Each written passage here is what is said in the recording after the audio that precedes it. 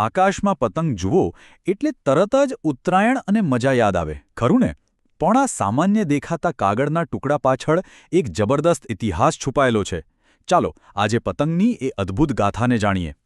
પણ શું ક્યારે વિચાર્યું છે કે આ પતંગ એ ફક્ત એક રમકડું જ છે કે પછી એની ઓળખ એનાથી ઘણી વધારે ઊંડી અને મહત્વની છે? આ એક સવાલ જ આપણી આખી સમજને બદલી શકે છે અને આપણને એક નવી જ દિશામાં વિચારવા માટે મજબૂર કરી શકે છે. તો ચાલો આજે આપણે એ જ રહસ્યમય સફર પર નીકળીએ. અને આ કોઈ નાની સૂની વાત નથી હો. આ તો લગભગ 2,500 વર્ષ જૂની ગાથા છે. એક એવી યાત્રા જે આપણને યુદ્ધના મેદાનોથી માંડીને વિજ્ઞાનની લેબ્સ સુધી લઈ જશે. તો સવાલ એ છે કે આ બધી શરૂઆત થઈ ક્યાંથી? એના માટે આપણે જવું પડશે પ્રાચીન ચીનમાં, જ્યાં પતંગનો જન્મ થયો હતો અને તેની અદ્ભુત યાત્રા શરૂ થઈ હતી. વિચારો, આજથી લગભગ 2,500 વર્ષ પહેલાંની વાત છે. ચીનમાં મોજી અને લુબાન નામના 2 મહાન વિચારકો હતા.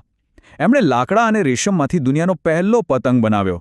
પણ સૌથી મજાની વાત તો એ છે કે એ કોઈ બાળકોના રમવા માટે નહોતો બન્યો. શરૂઆતમાં તો પતંગ એકદમ ગંભીર અને સ્ટ્રેટેજિક કામ માટે વપરાતો. મતલબ કે એ એક હથિયાર જેવું હતું. એનાથી સેનાઓ એકબીજાને સિક્રેટ મેસેજ મોકલતી, દુશ્મન ક્યાં છુપાયો છે એની જાસૂસી કરતી અને મોટા મોટા ધાર્મિક અનુષ્ઠાનોમાં પણ એનો ઉપયોગ થતો. ટૂંકમાં એ રમકડું તો બિલકુલ નહોતું, પણ એક પાવરફુલ ટૂલ હતું. સારું, તો ચીનમાં તો પતંગે ધૂમ મચાવી, પણ પછી એ ત્યાં જ ન અટક્યો. એણે ચીનની સરહદો પાર કરી અને આખા એશિયાની સફર શરૂ કરી. અને જુઓ, દરેક જગ્યાએ એનું એક નવું જ રૂપ જોવા મળ્યું. ચાલો જોઈએ સફર કેવી રહી. જ્યારે પતંગ જાપાન પહોંચ્યો ત્યારે એનું રૂપ જ બદલાઈ ગયું. ત્યાં એ આધ્યાત્મિકતા સાથે જોડાઈ ગયો. લોકો એને ધાર્મિક તહેવારોમાં ઉડાડવા લાગ્યા. એમના માટે પતંગ એટલે સારું નસીબ, સમૃદ્ધિ અને ખુશીઓનું જીવન પ્રતીક બની ગયો. પછી વારો આવ્યો થાઇલેન્ડનો, અને અહીં તો પતંગને રીતસરનો શાહી દરજ્જો મળી ગયો. એ રાજા મહારાજાઓની રમતોનો એક ખાસ હિસ્સો બની ગયો. અહીં પતંગબાજી માત્ર એક રમત નહીં, પણ એક કળા, એક સ્ટેટસ સિમ્બોલ ગણાતી. અને ત્યાંથી પતંગ આવી પહોંચ્યો આપણા ભારતમાં. અહીં ખાસ કરીને મુઘલ કાળમાં એ બાદશાહો અને નવાબોનો ફેવરેટ શોખ બની ગયો.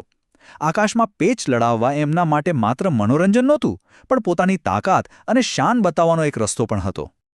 પણ ભારતમાં એક જગ્યા એવી છે જ્યાં પતંગ માત્ર શોખ કે રમત નથી રહ્યો, પણ લોકોના શ્વાસમાં વણાઈ ગયો છે. અને એ જગ્યા એટલે આપણું ગુજરાત, જ્યાં પતંગ લોકોના જીવનનો એક અભિન્ન હિસ્સો બની ગયો છે.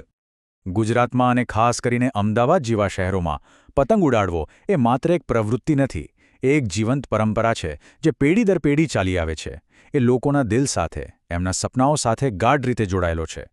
અને આ જ પરંપરાનો સૌથી મોટો ઉત્સવ એટલે ઉત્તરાયણ.